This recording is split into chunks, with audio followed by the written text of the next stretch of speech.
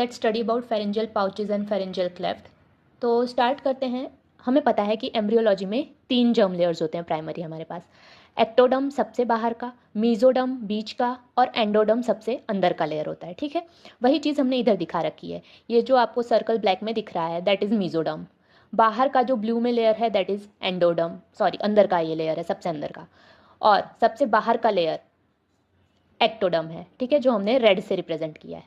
अभी ये जो हमें सर्कल्स दिख रहे हैं मीजोडर्म के that is nothing but pharyngeal arches. ठीक है, अभी ये मीजोडर्म के लेयर के बीच में, मतलब फर्स्ट और सेकेंड आर्च के बीच में एंडोडर्म का लेयर इन्वेजिनेट कर जा रहा है, जो कि आप ये देख सकते हैं। और ये पहला पाउच बनाएगा, first pharyngeal pouch. Similarly second और थर्ड के बीच में हमें सेकेंड पाउच मिलेगा, थर्ड और फोर्थ के बीच में थर्ड पाउच, फोर्थ और सिक्स्थ के बीच में फोर्थ पाउच। अभी यहाँ पे फिफ्थ आर्च नहीं दिख रही है, तो टोटल 6 फेरेंजियल आर्चेज होती हैं, लेकिन फिफ्थ वन जो है या तो फॉर्म नहीं हुई होती या तो फिर डिसअपियर हो जाती है 4th to 5th वीक तक में, जेस्टेशन पीरियड में। ठीक है, तो इसलिए फिफ्थ आर्च डिसअपियर हो जाती है और हमें डायरेक्ट सिक्स्थ मिलती है। तो फोर्थ और सिक्स्थ के बीच में फोर्थ पाउच है।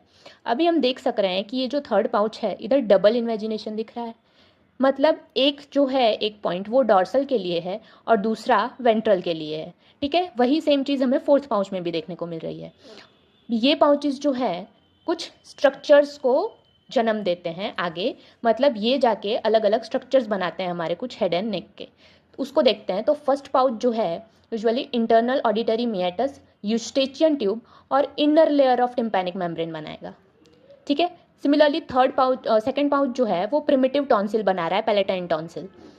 थर्ड पाउच का जो डॉर्सल सरफेस है, डॉर्सल लेयर है, वो इन्फीरियर पैराथायरॉयड ग्लैंड को बनाएगा आगे चल के। वही वेंट्रल सरफेस जो है वो थाइमस बनाएगा। फोर्थ पाउच जो है उसका dorsal surface superior parathyroid gland बनाएगा। थर्ड और फोर्थ पाउच में डिफरेंस यही है कि इनका थर्ड पाउच में हमको इन्फीरियर पैराथायरॉयड ग्लैंड देखने को मिल रहा है और फोर्थ पाउच में सुपीरियर।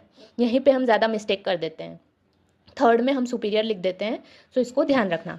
फोर्थ पाउच का जो वेंट्रल लेयर है वो अल्टीमोब्रेंकियल बॉडी बनाएगा, जो आगे चल के पहला पैराफॉलिकुलर सी सेल्स बनाएंगे और ये सी सेल्स जो है वो कैल्सिटोनिन रिलीज करेंगे, जो कैल्शियम लेवल को कम डिक्रीज करने में हेल्प करेगा।